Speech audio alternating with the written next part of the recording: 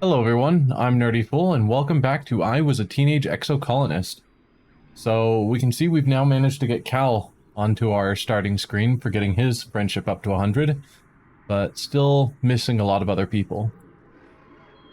If I'm remembering correctly, we left off here at year 19, so this will be our last year. So I'm hoping you all will let me know, and you don't have to decide right now, but let me know if you want to see another run through of this game or if you would prefer me to move on to trying other games. So, and that applies to both people currently on Twitch and chat, as well as people who later watch this in YouTube land. So, yeah, just let me know. Meanwhile, let's go around and talk to everyone. Oh, look, it's Rex's little friend, Vase says, crossing his arms. Go on, impress me then. Why should I care about what you have to say? All we have for him is a single strange device, which I don't want to give up yet, because his birthday is, I guess, not till mid-wet.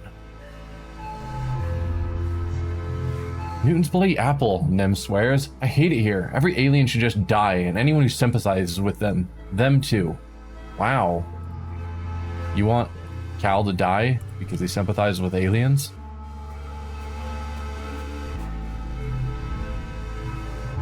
I think I've come to truly love this planet, Tang says, looking up at the sky. Certainly it's at times uncomfortable or even dangerous, but she smiles faintly. I have such wonderful visions of what it could become.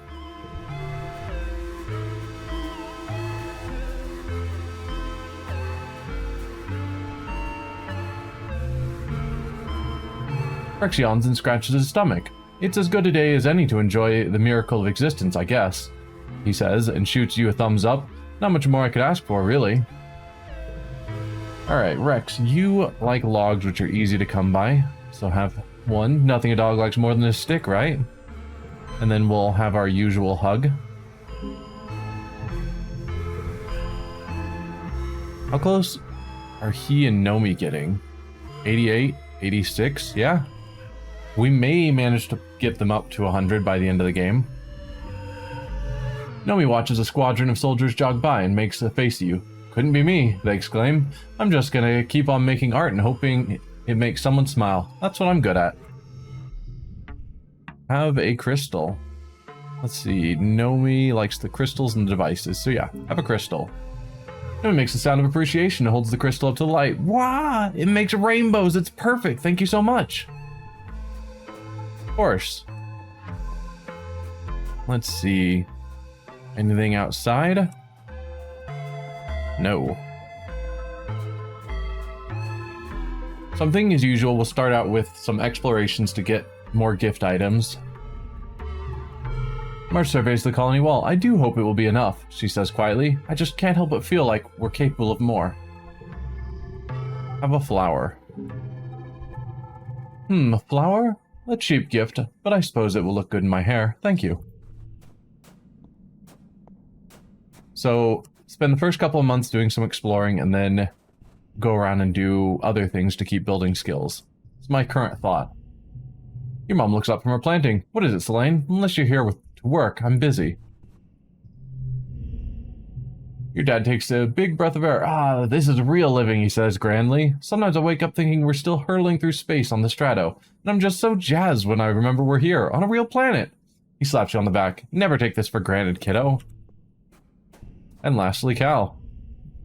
Cal's standing in the middle of the garden, looking out towards the walls with a critical eye. Almost 9 years here, and we still haven't figured it all out, he says, then sighs. I tried, Selene, I really did. I still think there's hope for peace with the aliens. I just wish other people thought so too. Yeah, seems challenging.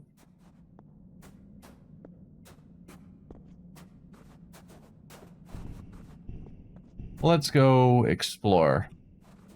Come on, click on the building. There we go. Surveying the ridge, I still think is one of my favorite areas. Lots of cool items, like the devices, which are really hard to come by anywhere else. And as usual, we'll just skip all of the regular question mark areas and check out any locations that have more interesting, unique events. Just to get through this is reasonably quickly. Is there anything down this way? Doesn't look like it. Alright. Let's keep going around. And we're down a little bit of stress, so we could probably use the rock if we find it, the happy rock. Utopia sent a team of geologists to get a closer look at this region's weird terrain. You come across them working and Utopia beckons you over. Selene, she says, drawing everyone's attention to you. Selene, come here. Everyone, Selene's been working in this area a while. I'm sure he's got plenty of information on what's out here. The geologists politely turn towards you and listen. Here's what we've got so far, Utopia says, speaking directly to you. Judging from how the layers of sedimentation are broken up, this place used to be pretty flat, for there must have been a ton of earthquake activity ripping up the land and bringing up these huge ridges. We can date the quakes around the time a lot of these ruins were created, she adds, and we're looking, but we haven't seen anything built after them. Like, that was it for the old Convergent domain. These broken up layers are the same across the planet. Something sure happened around 20,000 years ago. Yeah, so we've seen that event before and had different options, and we're still not going to tell them about the array. Because we don't want to talk about the gardeners to anyone besides Diffs. You set up a drone hive to measure the sediment layers along with the cliffside and learn a few things about the rocks. I think there is a ending where you do tell people about the array, and then the more soldiery types figure out how to use that to attack the gardeners and kill off the gardeners, the planet, etc. I haven't seen that event or that ending, so I don't know exactly how it plays out, because it's not really the kind of ending I aim for, because I generally prefer the more peaceful options. Hey, Sim. Sim nods as you approach. Just the human I wanted to see, he says with a solemn smile. The Overseer would like to speak to you again. Sim leads you to the same cave as before. Nothing has changed, and you get the impression that nothing much does change here. You place your hands on the handles of the array and wait. We've thought over our conversation, you feel the Overseer in your mind. We considered that Symbiosis may be corrupt and in need of reabsorption, but his affection for your species is genuine, so we have an offer to make you. Humans wield godlike powers, but lack the capacity to understand the consequences of their actions, the Overseer explains. You have no connection to the land you claim beyond the short, brutal window of your own consciousness. Our offer is this. We will not eradicate your colony.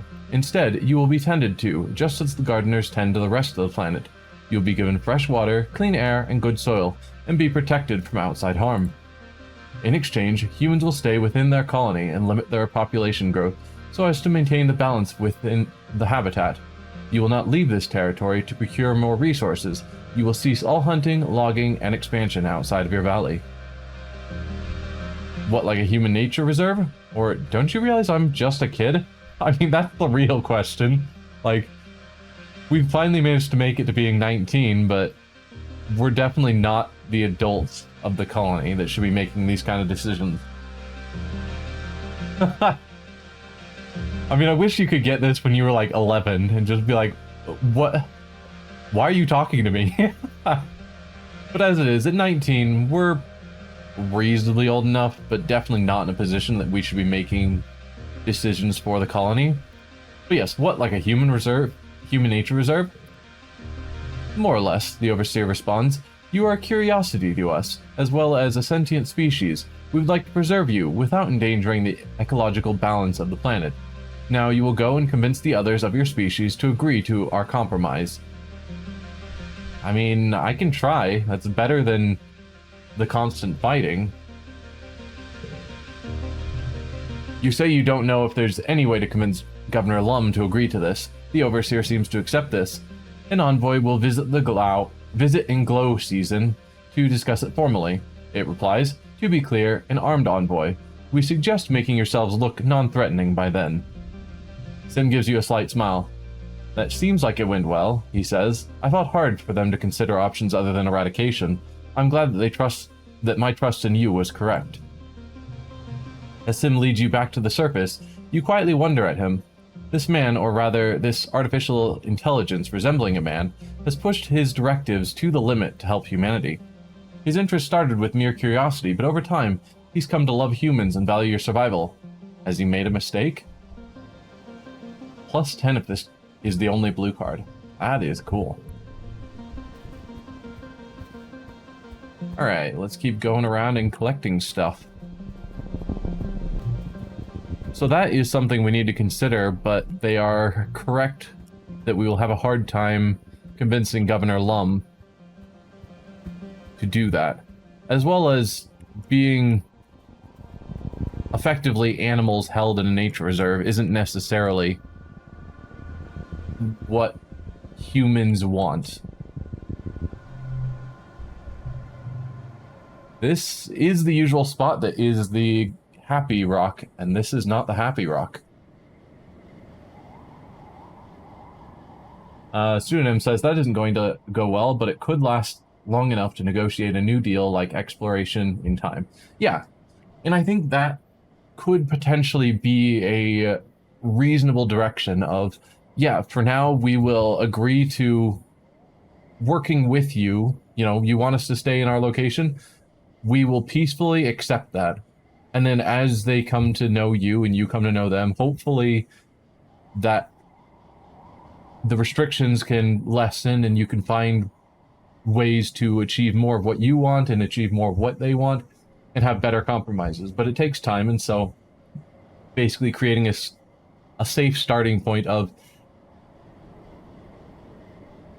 we will coexist in this way and no one's quite happy about it, but it's a starting point where we don't have to keep trying to murder each other, and then we can grow from there.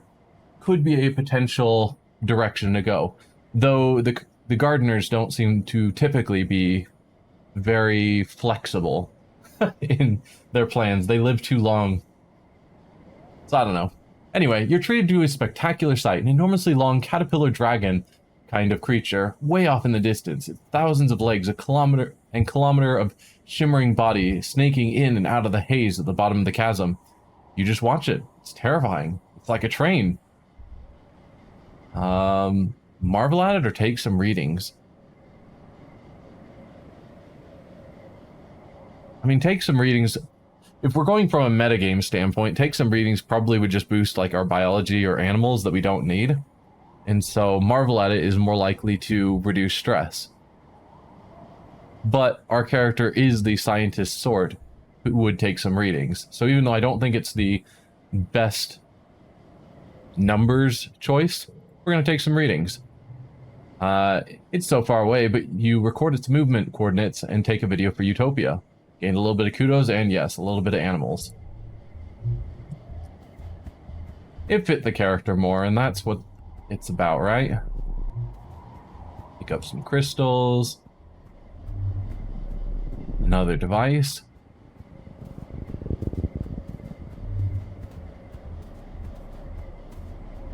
Although it means that the Happy Rock is probably still somewhere in one of these events. There's just no way of knowing which one. Alright, we've done this Thumper one a ridiculous number of times, so I'm just going to skip it again. So yeah, there wasn't much to see. Ooh, is this a new event? Nice. You see smoke on the horizon. Concerned it could be the start of a wildfire, you trek over to check it out. When you get to the origin of the smoke, you find something unexpected. This looks at you from his campfire, where he's roasting a small creature on a spit. It hasn't been that long since you last saw him, but he looks more rugged, somehow, completely at ease. He's made a small but tidy camp here. He must have brought a lot of this with him when he ran away. Dis is alive! He stares at you in silence for a few seconds, as if gauging your intentions, before he rises to his feet. Hello, Selene, he says warily. What do you want? What are you doing out here? Are you okay? Are you okay? Just start with that. We know what he's doing out there. He ran away, and he's just been hiding since then. And yeah, I could chew him out for blowing up engineering. But that was like a year and a half ago or something. Oh, I'm just gonna check. Are you okay? Sure, sure, he replies with a slight smile. I know how to live off the land. Ah, Selene is here, you hear from behind you, and you turn to find Sim watching you from the cover of the forest. He steps into the glow of the campfire, tall and ethereal in his tattered human clothing. Sim lays his hand on Dis's shoulder, and Dis covers it with his own. You can tell him the truth, my beloved, Sim says. What's done is done. Wait, you and Sim? What's going on? Dis looks over his shoulder at Sim, then back at you. There's a challenge in his eyes. Yeah, he says, me and Sim. He understands what it's like to be different than everyone else. I'm happy for you, or well, as long as you're happy. No, I'm happy for you. Thank you, Dis replies. He looks relieved, and you can see how happy he is You can see how happy he is start to shine through his usually grim expression. But I guess I do owe you an explanation. Yeah, you do. Dis takes a deep breath. I'm going to be a gardener, he says without preamble. The same way they can download copies of their brains into physical bodies, they can do it in reverse. They're going to make me part of the array. Being around Sim, it makes me realize what I've been missing, he continues.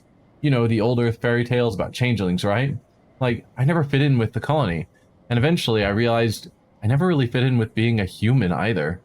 Not being afraid of death and pain like everyone else, like every other living thing, it changed who I am, what I am. I should tell you, this wasn't my idea, Sim adds. Not this, nor the bombing of your laboratory. That was not part of their plan.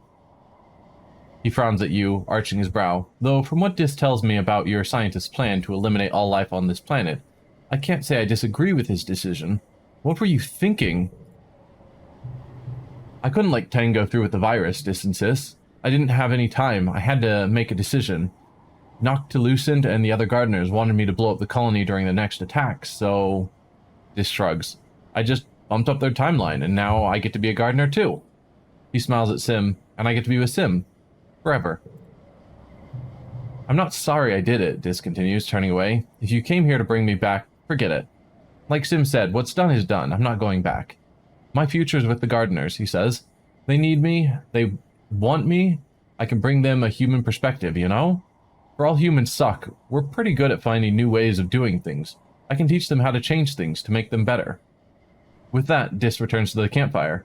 Sim nods at you, then joins Dis. We're going to talk to Dis first. Are you here to yell at me? Dis says, drag me home, put me on trial? You can't change what I did. He stares into the fire. Humanity is doomed here. I only made the end come a little quicker. Isn't it better this way? Why are you even bothering to talk to me? Because you need to come home? Because you just can't? Because I'm going to miss you? Or let me talk to Sim. I'm not going to try and drag him home. He has never been happy there. And being the friend I am, I will respect his choices. Just, I'm going to miss you. I'm going to miss you too, Dis mumbles, poking the fire with a stick. You're probably the only person I'm going to miss.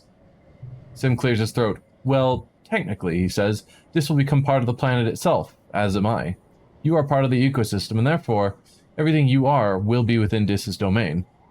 He smiles, and when your physical form fails and you return all that you took from the planet, you'll be together, forever. So, there's only one problem, Sim says. The process, hasn't been done in thousands of years. We're going to need some raw materials to prepare the interface. Are you kidding me? Dis says. I've done everything you guys have asked me to do, and now I've got to do more? Sim looks apologetic. Well, it is better I tell you this now rather than having you find out mid-upload when your body has already been processed into a liquefied slurry of proteins and waste matter, correct? Wow. Dis makes a face and Sim continues. It is metamorphosis, my love. It's not pretty. Regardless, we will need 3 convergent domain power sources, 3 crystal clusters. Only then can the process begin. I'm pretty sure those are the alien devices, are the power sources, and the crystal clusters. We've got lots. But let's check. Power sources? Yes, Sim replies. Small glowing devices. You may have found them already while searching the ruins of the convergent domains. And the crystal clusters? Life on Vertumna takes many forms, Sim tells you, even crystalline ones. The shells they leave behind are both beautiful and practical, a key component of convergent domain technology. You'll find these crystals scattered in the prosaic plains and western ridges. Well, I've already got them. Well, that gets rid of 3 of the strange devices I just managed to collect. Come on. Fine. Already got them. Sim looks surprised. Oh, well, isn't that convenient? And you just carry them around on your person? You nod, and Sim raises his eyebrows, but doesn't comment further. Then I can take you right now. This way, please. We'll follow Sim. You, Dis, and Sim strike camp and head off into the brush. Sim in the lead. You walk for about a half hour until Sim slips between the roots of some great trees and leads you down into one of the gardener's subterranean hideouts. It looks much the same as the Overseer's cave, complete with glowing vat and mystery goo. Glowing vat of mystery goo. Dis looks surprised by the dank, drippy environs. Sim only smiles. What did you expect, he says. Gleaming sterile surfaces, blinding lights, terrifying medical equipment? He gestures to the pool of faintly bioluminescing liquid. We are an all-organic operation, I'm afraid. Shall we begin? Like, part of me is sad to have Dis go away. But this is what Dis wants. So... because I could just put it on pause until the end of the game, probably, and then it doesn't happen. Or at least, it might happen in the epilogue. But... no, this is what Dis wants. We will not fight it. Dis steps forward. I'm ready, he says. What do I do? Sim gestures to the pool. Simply submerge yourself in the gel and breathe normally. It is compatible with your respiratory system. Disrobing is not necessary. Your clothing will be liquefied along with your physical form. Dis steps forward, but Sim stops him with a hand on his chest. My love, I beg you to give this full consideration before you pass the point of no return. Once you lie down in that pool, your life as an organic being will be over. There is no rush. I am eternal, as is our love, no matter the form you inhabit. Dis places his hand on top of Sim's. I'm ready, he answers softly. I don't want to wait. Don't worry, Sim says. The process only takes approximately 3 weeks. He'll be back before you know it. Sim smiles and tilts his head, though you might not recognize him at first. He continues. His body will be liquefied, and his DNA will be merged with ancient convergent domain DNA, a simulacrum of which will be encoded into the array in order to translate his brain patterns. His consciousness will be run through simulations of tens of thousands of communal memories, and his organic material recycled. He waves his hand. In truth, the process is complicated and physically, he shudders, repulsive to watch. Thankfully, he will sleep through it. Well, not sleep exactly, more of a, well, the point is, you will see him again, just not in this form. Well, goodbye, Dis.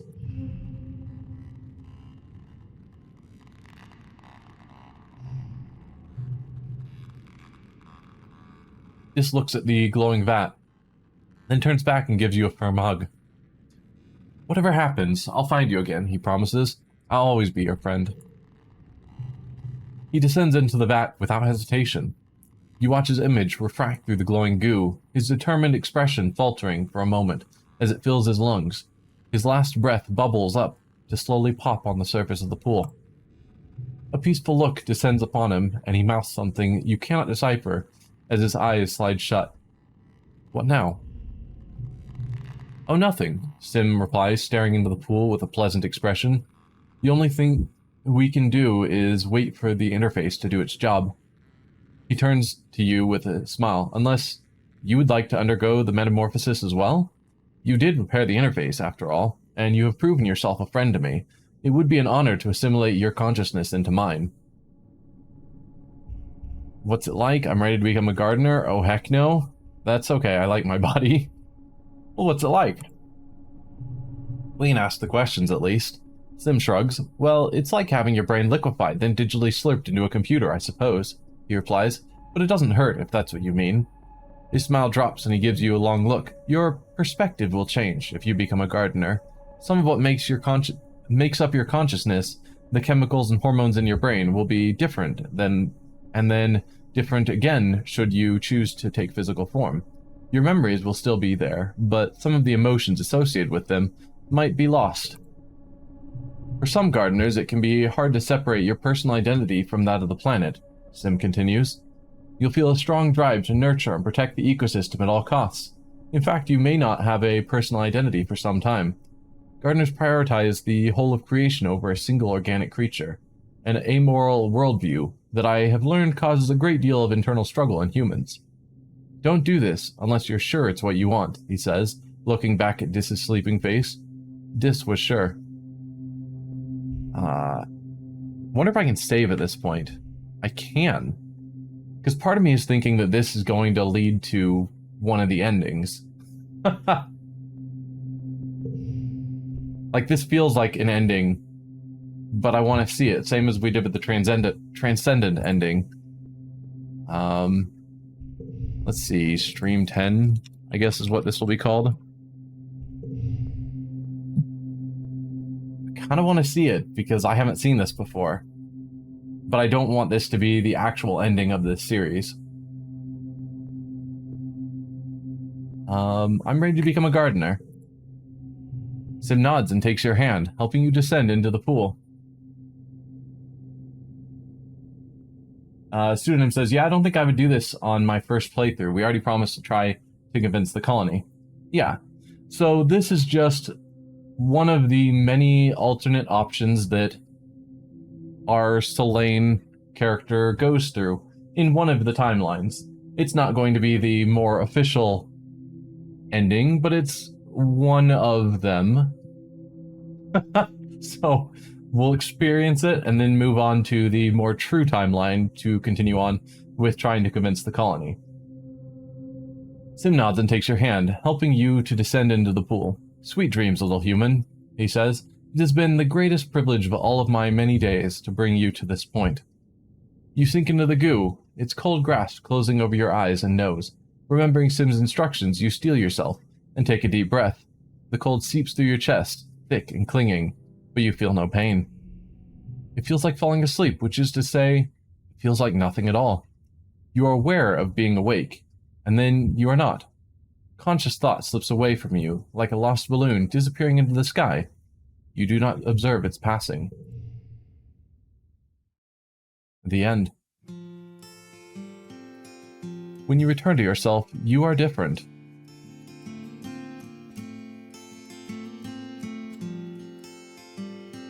Join the gardener's ending.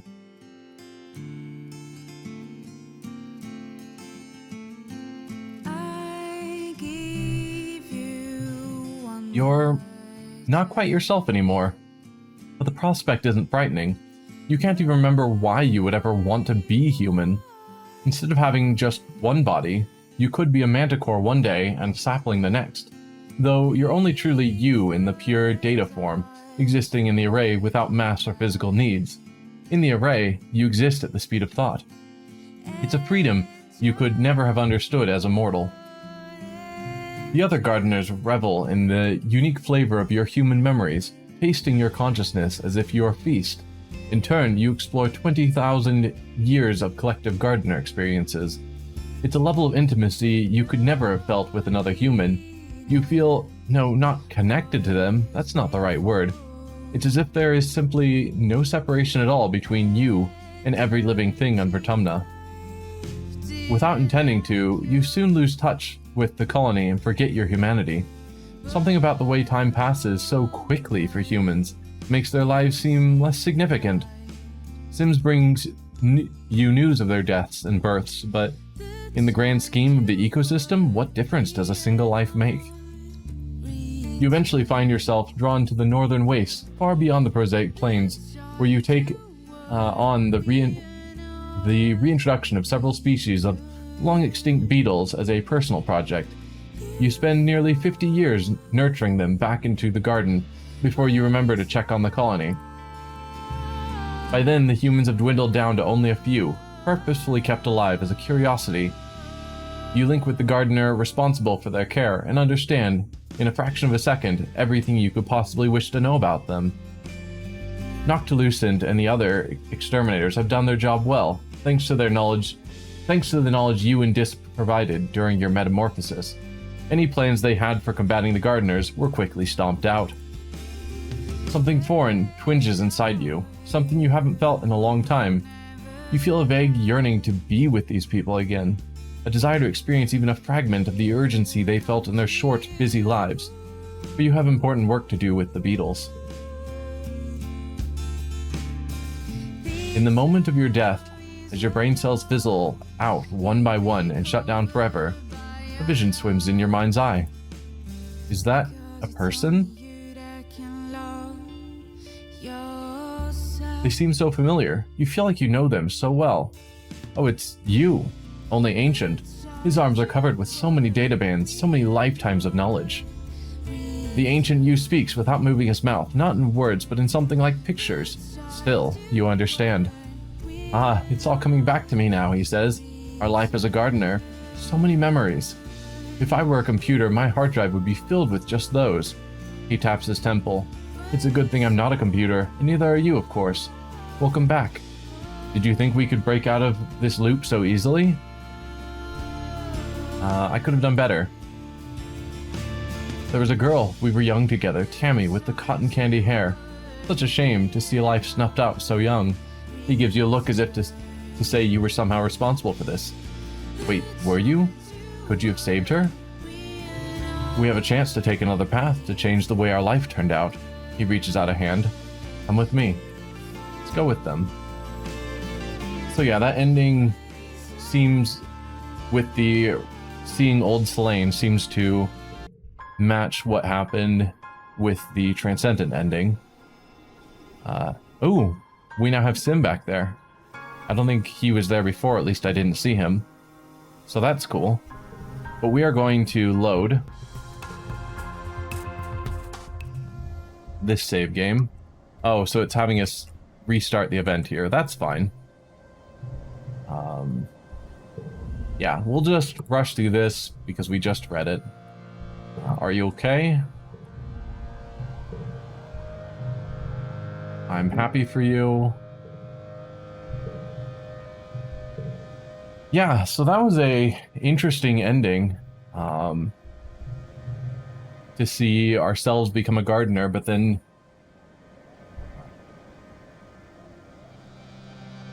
Pseudonym says not there. Yeah, but see ourselves become a gardener and experience what that existence is like. But then it still has the same ending of when your brain fizzles out, and it's like, that doesn't really seem to apply. Because we should just live on forever as data in a computer. But I don't know. I'm going to miss you.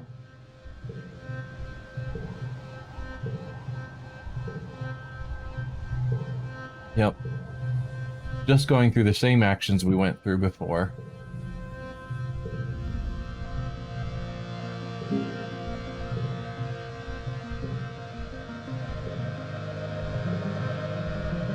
Goodbye, Dis.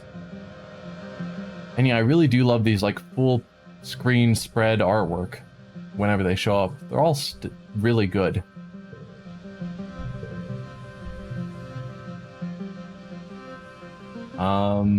Sunan says it could be a million years later, but eventually with the heat death of the universe, the simulation would end. That's true.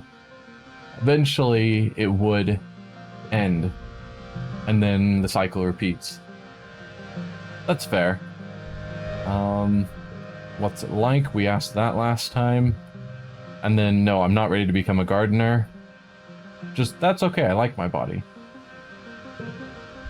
He chuckles. That is quite alright, he says, clapping you on the back. It's not for everyone. Besides, I'm sure you have very important work to do amongst the humans. Sim steps away from the pool. As for myself, I believe I will keep this form a while longer, he says. There are some benefits to it, particularly while the humans wage war on the planet. He laughs, shaking his head. When this is all over, I think I will spend some time as a lichen, he murmurs to himself as he walks out of the cave. It will be a pleasing change of pace. Alright, and I think now we will head home. We did not get the event for the Happy Rock, which would have lowered our stress. Which is a shame. As usual for this time of year, your dreams have been more vibrant and invasive. You have trouble distinguishing dream from reality during the day, and you dread falling asleep at night. Huh? How did that hotbite get into your bedroom? So because I've gone through multiple lives now, we're getting some of these options for being in a repeat life. But as we're playing this as our first playthrough, I'm going to instead pretend that option doesn't exist and just follow it. You chase it out your balcony door and find yourself on a thickly wooded path, the mushwood pressing in close on every side. The light is weird here, pink and glittering, casting teal shadows. The hotbite disappears down a hole in the ground, and without thinking, you dive after it, squeezing your shoulders to fit through. You tumble into a cave, beautiful and surreal, shimmering with a light that seems to come from within. When you take a step forward, granules of pink sand crunch underfoot. The cave opens out to a forest that seems lifted from a fairy tale. The sunlight beams through, breaks in the trees, illuminating a path of mushroom-ringed stepping stones that lead you to a small cottage. You spot the hotbite hurrying further down the path. Follow the hotbite or visit the cottage? I want to say in my previous playthrough I went into the cottage. I think. I don't know. I think I'm going to follow the hotbite. I don't know what the difference is. Past the cottage is a field dotted with hunched-over figures. You watch them tend the crops with simple robotic motions, not caring as you tromp through their work. Their straw hats and overalls look tattered, and when you pass close to one, you realize they're not human at all. They're made of metal. Sightless glass eyes stare back at you, metal faces pockmarked with rust. The rasp of their terrible creaking floods your ears, like a cloud of cicadas. The closest robot turns to you. Its glass eyes shine red and it grabs you by the wrist. Its grip is painful, bringing you to your knees in the loamy dirt. It pushes you down, planting you like a seed. The ground swallows you and you can't even cry out. You're falling. You land hard on solid ground, your breath whooshing from you. It's hot here. Impossibly hot. The twin suns beat down on you, burning your skin on contact, and the air is almost painful to breathe. In all directions stretches a barren wasteland of dead trees, like bones puncturing the dry skin of the planet. You rise from the dusty, cracked earth and begin to walk, stumbling over the bones of unknown creatures. You don't know where you're walking, only that the horizon doesn't change. The red sky just stretches overhead, like a great bowl of heat pressing down on you. A great roar shakes you, and you turn to see a chimeric nightmare, a manticore, but with Governor Lum's face. He towers over you from a podium, his claws clacking and his tail thrashing as he proselytizes. "We, primeval forest felling," he chants. "We, the rivers stemming. Piercing deep the mines within. We, the surface broad surveying. We, the virgin soil upheaving." Overhead, the sky is streaked with smoke. You hear rumbling in the distance. Run from the monstrous creature or stand to face it? We are going to stand to face it, I think. You plant your legs and refuse to look away from the beast. With a yell from behind you, Mars appears, swinging a sword made of light at the Lum abomination. Its head rolls across the dirt, but it continues to speak. You turn from the scene and walk away, feeling the memory of it cling to you as you push and claw your way through to another reality. You stumble forwards into a dark, glowing forest. Blessedly cool air brushes your cheeks, thick with moisture and making your face wet as if you've been crying. The path wends upwards, flanked by humanoid figures carrying candles. Some are wearing robes, some armor, some lab coats and envirosuits, and formal wear. Some are elderly and some barely 10 years old. All turn to look at you, and you realize with a jolt, they're you. Every single one of them is you. You see yourself reflected in their eyes as they gaze upon you, dispassionately, a line of possibilities stretching out as far as you can see. The hotbite crouches between the ranks and gazes solemnly out as you pass. You walk steadily upward, feeling their unflinching gaze follow you. Overhead, the wormhole hangs in the sky like an overripe fruit, bending the heavy branches of space and time towards you. It's so close you feel as if you could touch it. You stretch your hand out, seeking. You wake up. Milky, quiet sunlight pours through your window, flakes of bromide snow piling up against the glass. You feel as tired as when you went to bed. It's your birthday. You're 19 years old. Only one more year as a teenager. We gained insomnia. Mid-quiet. Lack of sleep is making it hard to think. Mental skill increases reduced by 1 for 3 months. Well, luckily are nearly done with blue skills and probably won't be focusing on them.